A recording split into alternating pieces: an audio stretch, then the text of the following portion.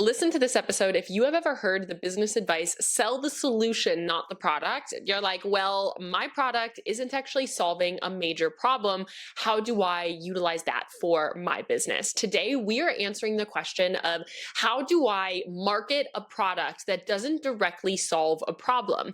A lot of people do invent a product that is actually directly filling a gap in the market or directly actually solving a problem for somebody. But there's also a lot of businesses out there that don't actually have a business that directly solves a problem for people or that is directly like filling a major gap. And so, how do you go about marketing that problem? This is what we are talking about today. If you are new here, this is a coaching sessions episode where this question was submitted by one of you, a listener, and we are basically going to dive into that and give some live coaching. I've taken a little bit of notes, but really this is going to be kind of a raw and real just response to this, as if you were one of my coaching clients, how I would respond to this and what we really would say from there. This was submitted by, I'm hoping I'm saying your name right, Shalise. She basically says, can you answer the question of how marketing differs for artists specifically who are making drawings or paintings rather than a product that solves a problem?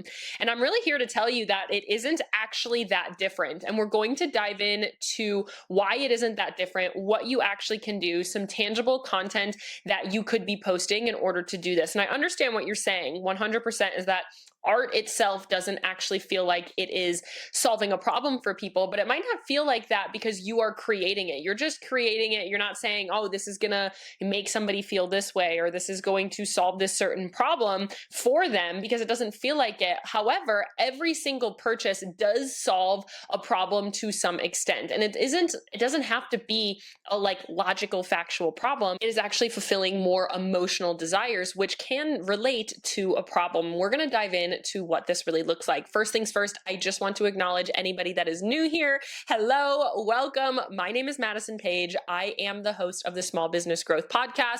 Here we like to teach in a fun, conversational type of way. I like to say it's kind of like sipping coffee with a biz bestie, where we are sitting down, having raw and real and genuine conversation, sharing tangible business growth advice, and really just giving you actual tips of how to grow your business in this wild world of entrepreneurship. Don't worry, this isn't just me preaching at you. This is us having a conversation.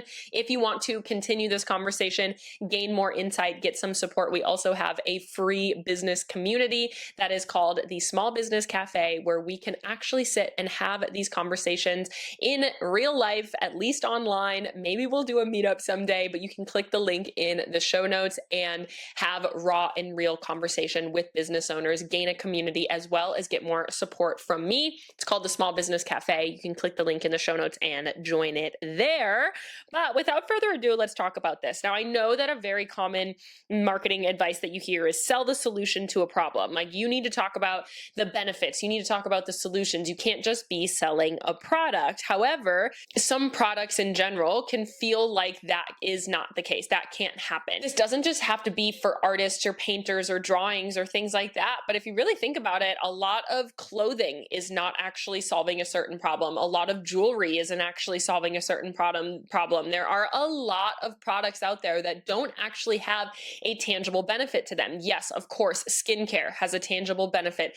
Dog treats has a tangible benefit. There's a lot of things out there that also don't have tangible benefits. A doggy bandana or jewelry or clothing or art. It doesn't feel like it is actually plugging a hole or solving a certain problem. However, it often fulfills emotional desires, which is also still a problem. And it's a way that you can actually still market to people. So you really have to understand why people are buying what you have and who you're really selling to in order to do this really well and to market to artists.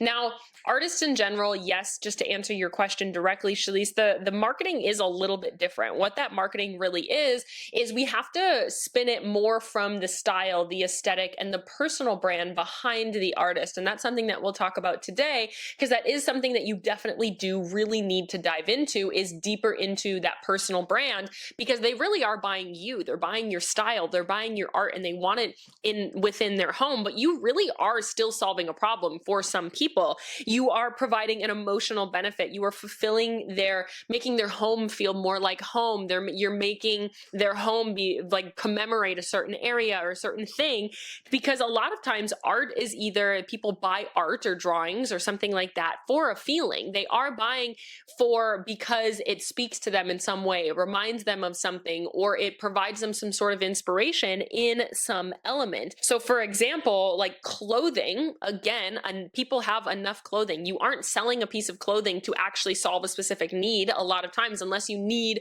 a winter coat. But a lot of times you're helping them feel confident, you're fulfilling an aesthetic that they might be going for, you're telling them that they're finding their new favorite going out top.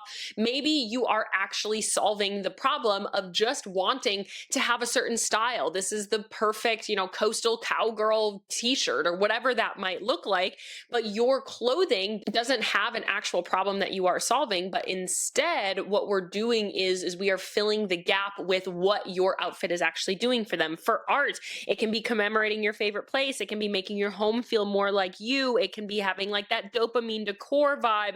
If this is for you, if this is your style, this is the perfect art for you. Or if you're looking for the final piece to the puzzle of how to put your entire room together. So your first things first of what you have to do is really identify what makes your art different from everybody else's, or your jewelry or your clothing or whatever it is that you are listening to here. If you have a candle company, a bandana company, whatever that is, we have to identify what your major differentiator is. A differentiator basically is, within your industry, what sets you apart and what are the emotional stories? What is the story that you are telling behind the brand that you have that is going to help you sell that product? If you don't yet have a differentiator, that is probably why you're feeling like this. If you're feeling like, Maddie, I am selling a product because that's all that it is. People need to like my product in order to buy it. That is actually not how we're going to market anymore in 2025.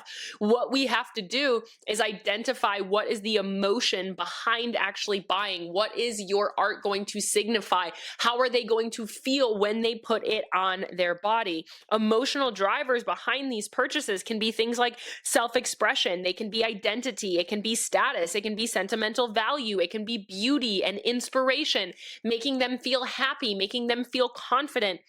It can be remembering an experience or a connection that they had at one point. What is your product actually providing for these people? Because your product isn't just something that people don't just like willy-nilly put art on the wall, unless it's maybe a hotel or an Airbnb or something like that. They are very thoughtfully crafting their walls. They're very thoughtfully crafting their home decor. So what is your art providing for these people? You have to shift your mindset from, okay, this isn't solving a tangible problem, but how are you like fulfilling a desire that they have? What are you actually doing? What is their thought process when they are buying from you? Some market to solve a specific problem. Some products, yes, absolutely. You have an extended size product where, this is for a specific person, or you have a product that is actually filling that gap. There is a tangible benefit. You have discolored skin in certain areas. You have dark spots, whatever that might be. Okay, you need this product. You have this certain problem. This product is for you. Of course, art isn't actually that way, but what is the desire that you are fulfilling? That is the problem that you have. By asking this question, and for anybody listening, or for the lovely lady that sent in this question, what this is telling me is that you probably have a little bit of a lack of understanding of the foundations of your brand. What does your brand stand for? What is your differentiator? And who is your ideal customer? Because if you knew those three things, if you knew what your differentiator was and who your ideal customer was, you would be able to answer the question as, what is my art fulfilling for them? Why are they buying my art? What is going through their mind when they are looking for your art? piece. There's a lot of ways that we can also kind of do this through marketing, which is what we're going to kind of talk about as well. The first kind of key marketing strategy that I really want you to market to when you have more of this like desire-based product, it really isn't an actual need. But if you really think about it, there are few things in life that we purchase that are actual, like, I need to buy this. We have groceries, you might have like a winter coat, you might have something that is like, no, I actually tangibly need this. But there are so many products out there that we buy, so many things that are, no, this is an actual want. And an art is technically a want. And so how we sell wants is we have to sell the story, not just the product. And honestly, every single product out there, we still have to sell the story. Storytelling sells. People buy why you made it, how it's made, what your art represents. They want to understand what your brand is all about, what your values are, what you are trying to portray through your art. What is your inspiration? What is the story behind your different pieces? How can we actually create inspiration, create a story behind it? And I know just from working with many artists in the past, they're like, Maddie, I don't really have a story. Like, I'm just sitting there with my blank canvas and I'm just painting away or I'm drawing away. There is no actual tangible story behind what I'm creating. I see something, I think it's beautiful. I just want to put it out there. I want people to be able to see it. I want to create it.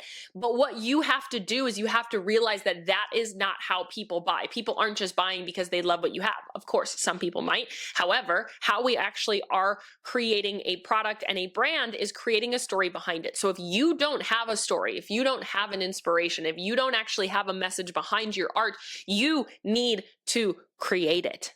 We have to create something deeper than the surface level that is there right now. The difference between, here is a ring that is silver. Here's a stainless steel ring. It's got a gemstone on it. Look at how beautiful it is. Go and buy it. And this is a handcrafted ring inspired by ocean waves for those who crave adventure. Listen to the difference there. Which one of those do you want to buy? Do you want to buy this stainless steel ring that has some turquoise stones in it? Look at how cute it is. Go and buy it just for the style of it. Now, if you had the need where you said, I want right now a turquoise ring, that is what I'm shopping for. That is fulfilling the need for you in and of itself. However, if you are trying to market to somebody and really like lull them in to the process of wanting to buy from you by saying you have a handcrafted ring inspired by ocean waves for those who crave adventure, what you're doing there is you're speaking to people that love nature. You're speaking to people that crave adventure. You're speaking to people that love the ocean. Maybe they love marine life. Maybe they travel to the beach every single summer and they make that connection somewhere. But without having the story behind it, there isn't actually a connection point to that product. There isn't actually a connection point to them saying, like, they have to in their brain make that connection, whereas instead you can make that connection for them,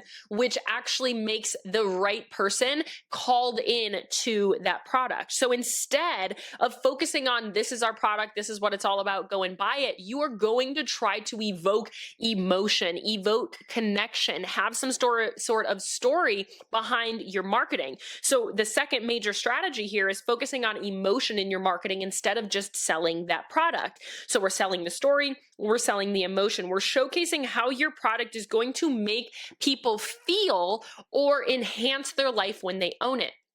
If you sell art, you are selling, let's say you have this like very modern, maybe kind of abstract piece of very colorful art. Let's go abstract, colorful art. Now, I am no artist. I don't really know all of the ins and outs of the actual styles of art. But what we are doing here is if you have this very colorful abstract art piece, let's say, what is the story behind this? Maybe it is that you are embarking on a colorful journey and no longer are you staying within the realm of your neutral household. You're trying to integrate color back into your home because color breeds joy and confidence and excitement into your everyday, that you need to add color back into your home decor. Let's say that is your differentiator. That is your brand story, that there are too many people out there that have completely neutral homes. Today, what you have to do is your major mission is to help people integrate color back into their homes. And And then you have this really colorful abstract art piece. What is it signifying? It is signifying colors of confidence, of joy, of spring, of happiness, that you deserve to have these dopamine kind of pieces of art and style within your home. Look at the story that you are telling there. Look at the depth that you have with an art piece that in your mind, you might just be slapping some pinks and purples and some oranges and yellows on a canvas and saying, this is my abstract art piece, this is my style. But you have to create that story behind it. You have to build that emotion. So from a product standpoint, you need a story. And from a brand standpoint, you need kind of this overarching message that your art or your drawings have. One piece that I do want to say is a little bit different for artists or designers or anybody that is kind of has like more of a personal brand element to it, is that you do need to lean into a personal brand in your marketing. People need to know who you are as the artist. What do you love to do? What do you hate? Why did you start becoming an artist? Why do you create? What is your inspiration? You need to kind of create this more aspirational brand lifestyle, or just like really connection to you as the creator. I don't want you to think that you need this like beautiful studio and this perfect house and you need to be like an influencer. What you need is to be able to create connection with the ideal customer that you are trying to create. People buy into lifestyles, they buy into communities, they buy into aesthetics. So you need to identify what is your aesthetic, what is your style, who are you really speaking to, and what styles or aesthetics do they aspire to have, and how can we create a space that is naturally going to build that for them. They don't just buy into products. Sure, there's sometimes, the other day, I knew that I wanted, sunflower seeds. I went onto Amazon, I typed in sunflower seeds, and I got sunflower seeds in the mail. That was me buying a product for the product that I needed. However, if I were to buy a new pair of sunglasses, yeah, girl's got 3 pair of sunglasses. It is not a need. I am not solving a problem that my eyes hurt when I go outside in the sunny weather. They really are just selling the vibes. They're selling the aesthetic. They're selling the story that I'm going to feel when I put those sunglasses on. An example, again, a jewelry brand showing customers wearing pieces on vacation during special moments, saying this, if you want this vibe, this is the art that you have. If this is your style, I create art that is helpful for you. If you want this vibe going into summer of 2025, I have the perfect boutique for you.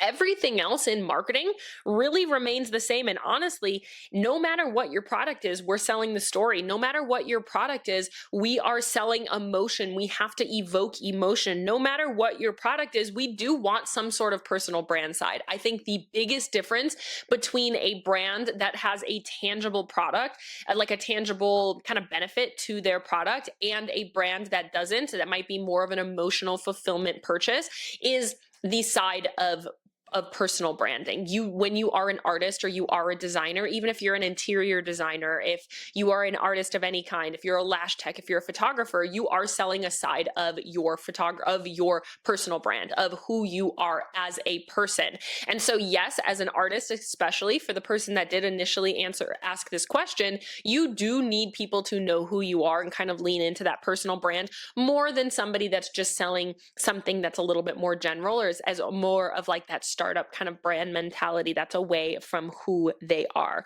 So some practical content ideas for artists and anybody that kind of really resonates with this topic is behind the scenes process videos of the craftsmanship, especially with artists. This is me creating, this is me in my creative element. This is just kind of the behind the scenes, more B-roll style shots, and getting people to understand your creative process, talking about styling tips, mood boards, art placement ideas. You definitely can educate them based on how to pick an art piece for you.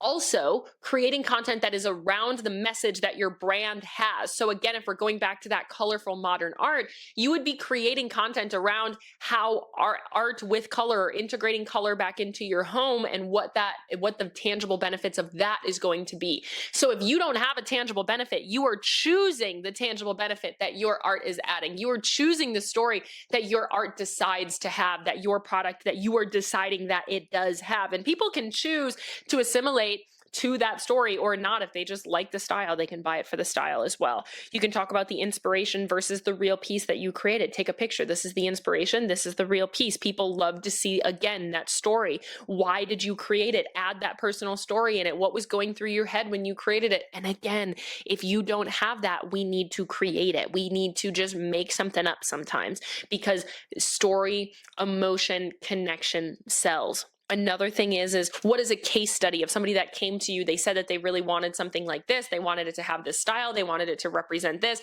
Here is what you created them, and this is it, like portrayed in their homes. You also can talk about what are homes that you can see your art in. Maybe a day in the life content. Again, these people that are more artists, you can lean more into that personal branding side. A day in the life of an artist, a day in the life of a colorful, like abstract artist, or whatever you kind of want to lean into in that sense. You want to be careful because you don't want to create an audience full of artists. So you do still want to talk to the people that that problem or that emotion that you were trying to evoke has. So again, kind of taking that major example of, I'm an artist that creates abstract, colorful art for people that are trying to integrate color back into their homes. So your art might have light colors to start. You might be saying, if you are just kind of dabbling in this, maybe this is the perfect place for you. Maybe it's pastels. Maybe it isn't this super bright color, but you're trying to integrate it. So this is the perfect kind of intro piece into doing this. Or maybe you're like, nope, I am putting so much color into this home. I want to go all in on this. These are our neon colors that really exude confidence and happiness and all of these other pieces. So again, you have a brand message, your differentiator. What is your brand standing for? And then what is the story behind the actual overall pieces? Another good example here for you is, I don't know if you've seen this on TikTok, but there's kind of like fine line artists that are creating, they are drawing your first date location. So it's the coffee shop, it's a park, it's an orchard, whatever that might be. And she's creating content all about how she commemorates your first date spot. She is a drawer, like she is an artist. She is somebody that at the end of the day, that is not fulfilling a need for anybody. Nobody needs or has the problem that they don't have a piece of art that is commemorating their first date. So what do you have to do? You lean into the emotional side. What that means is you are celebrating this day every day in your home. Maybe you're talking about building a gallery wall that's really popular right now. How do you build a gallery wall? How do you add a sentimental touch to your gallery wall? If you don't know what a gallery wall is, it's those walls that just have a bunch of frames and a lot of different art and pieces like that on the wall. Maybe you're talking about it being the perfect sentimental gift during Valentine's Day, for an anniversary, for a wedding, all of those pieces as well. How you're really utilizing it to create the story around the sentiment that the art stands for, around the sentiment and the story that this art is sharing. How are they going to use it? How can they gift it? How can they show it in their homes? And what does it mean when somebody has this? It means that they have this sentimental side to them to bring, like, commemorate that day and to bring that full circle into their home that they are now building together. So for Shalise, the person who initially answered this isn't that you don't solve a problem. It's that you haven't identified the problem that you actually solve. It's that you haven't identified what is the story that you're telling, or what does your brand stand for, or what is your product, what is the actual story that your product is sharing. If this is something that you struggle with and you're like, Maddie, I have no idea what my differentiator is, I don't know who my ideal customer is, you're spot on. I do have a free resource on this in the show notes. You can click free resources, and it is the Standout Social Media Training. It talks about how to identify those three major pieces. If you want to stand out on social media, you need to identify who your brand is as a person. It's the same no matter what your product is. You need an ideal customer, you need a brand, and you need a differentiator, and we will help you identify how to come up with that within that training. You can click that and download it there. A major issue in marketing right now in general is that people try to just sell the product. This is my jewelry. This is my clothing. These are my candles. Look at how beautiful they are. Go and buy it. Look at my style. Go and buy it. Look at what I'm creating. Look at my tallow butters. Go and buy it. Look at how great these pieces are. Instead, we need to build a story. You shouldn't be selling the product at face value. It needs emotion, it needs connection, it needs a story, it needs a message. When someone comes to me and they're just starting to work with me, one of the first questions I ask, literally in the intro questionnaire, is what makes your business different? What is your differentiator? And if they give me one that's just like, I create art that is modern and abstract, that is abstract and colorful, that isn't a differentiator. That is a product feature. We are talking about what is the actual benefit of the product that you are selling, and how can we really get this out to the right people? What is the story that you have? What is the emotion that you have? What is the brand message that we are sharing? That is how you know you have a solid brand and that you have a marketable brand that you can really grow, because there is something for people to latch onto. If you're saying right now, Maddie, I totally don't have one of those, that is step one. You need a differentiator. You need to understand what your brand stands for. It's much deeper than just what your product is and what problem you're solving. If you have a product that is very tangibly filling a gap or solving a problem, that absolutely can be your differentiator. But if you don't, it's on you to create it. You have to build that. There are millions of brands out there that do this incredibly well. Look at your favorite brand on some of these products that are a little bit more of a need, of a want, I guess, purchase. Look at your favorite brands that are more of a want purchase and see how they are utilizing this. How are they telling you what aesthetic you have if they buy from you? How are they telling you how you are going to feel when you own their product? When you own this product and when you utilize this product, how does that make you feel? That is building a brand. That is having a solid branding when people have a feeling when they shop with you. So I encourage you to audit your current marketing. I encourage you to audit the marketing of your favorite brands out there and see how they are doing this. Looking at, are you tapping into feelings, identity, experience, emotion, storytelling? Or are you just pushing a product? Because a very large amount of people that come to me are just pushing their product, and it's a major issue within the marketing game. So I would love to hear if this was helpful for you. If you have any questions you ever want me to answer, please DM our small business growth Instagram. We love to hear from you, and I love to create episodes just like this, kind of a solid coaching sessions episode. We're going to be continuing this conversation in the Small Business Cafe, our free community for business owners to have raw and real and genuine business conversations. Click the link in the show notes, join our free Slack community. You can gain insights, get resources, and have conversations with real business owners there. We're going to be diving deeper into that conversation today and tomorrow in there. Answer any of your questions. If you don't have a differentiator, we will be sending over that link to that training. You can have it there. And if you do have a differentiator, maybe it would be helpful to ask some other people if they feel like it is emotional enough, if it really is telling a solid story. Join that community there, and you can have a community of wonderful business owners that are also chasing their big dreams. I am so glad that you listened to this. Shalise, thank you so much for your question. It is so lovely when we get these questions, and I love to create episodes that are based on your exact needs. So love to hear from you. Love to give you a quick little stalk anytime that you do reach out. I love you. I'm rooting for you. I'm in your corner always. I will see you in the next episode.